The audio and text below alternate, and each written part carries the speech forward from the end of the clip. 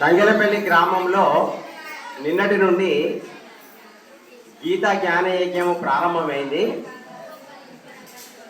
అక్కడ 5 రోజులు కార్యక్రమం జరుగుతూ ఉంటుంది. నేను ఒక రోజు ముగిసింది.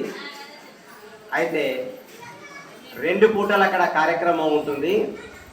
సాయంత్రము కర్మయోగం పైన స్వామివారి ప్రవచనం ఉంటుంది. ఉదయమేమో శ్రీ గాయత్రి ఆశ్రమం పద్మనగర్ తంగెలపల్లిలో అక్కడ ప్రవచనం ఉంటుంది.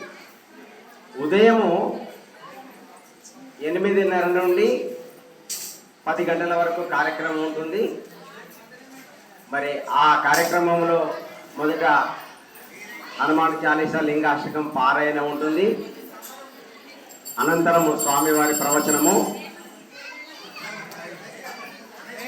9 నుండి 10 గంటల వరకు. అందులో అంశము శివాపరాధ క్షమాపణ స్తోత్రం. శివాపరాధ క్షమాపణ స్తోత్రం పైన స్వామివారి ప్రవచనం ఉంటుంది.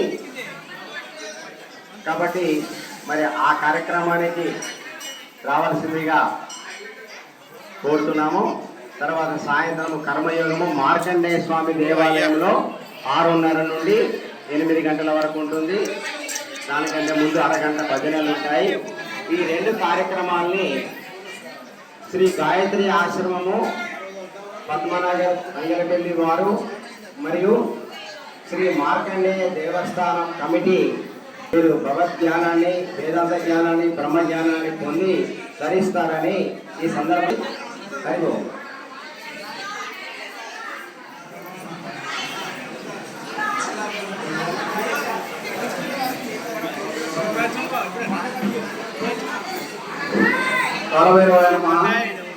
భక్తులందరూ ప్రశాంతతతో మీరు అన్నప్రసాదం స్వీకరించాలి. ఎవరు తొందరపడవద్దు.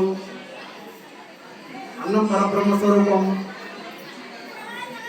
కావున సహకరించే దాతలు కూడా ఒకరోజు ఇన్ని రోజు కార్యక్రమానికి ఎవరైతే ఇస్తారో రేపటి కార్యక్రమానికి మనం ఇష్టమైన విరాళాలుగా స్వీకరించి విరాళాలు ఇవ్వాలని, అలాగే అన్నదాత సుఖీభవ అనే పెద్దలు అందరూ చెప్తుంటారు. కాబట్టి పదాశ్రయోధులు పైన ఉంటారు, ఆశీర్వాదాలు కూడా ఉంటాయని నెమ్మదిగా భక్తులందరూ ఎవరూ తొందరపడకుండా ఎవరిది వారు మనసులో అనుకొని ప్రశాంతంగా ఉండండి. మాట్లాడవద్దు, ఎవరు కూడా మాట్లాడవద్దు. ప్రతి బహుళ అష్టమి రోజు అన్నదాన కార్యక్రమం ఉంటుంది, హారతి ఉంటుంది. తర్వాత యజ్ఞ కార్యక్రమం, హారతి, అన్నదాన ప్రసాదం ఉంటుంది. కాబట్టి దయచేసి అందరూ కూడా ఎవరు మిస్ అవ్వకుండా ప్రతి నెల ఈ అన్నప్రసాదాన్ని స్వీకరించి కార్యక్రమాలన్నీ కూడా సద్వినియోగం చేయగలరని మనం చేస్తున్నాం. దయచేసి ఎవరు కూడా అల్లరి చేయకండి. అన్నప్రసాద వితరణ స్టార్ట్ అవుతుంది. దయచేసి ఎవరు మాట్లాడవద్దు. ఓం కాలభైరవాయ నమః అని మనసులో అనుకోండి. ఓం నమః శివాయ అనుకోండి.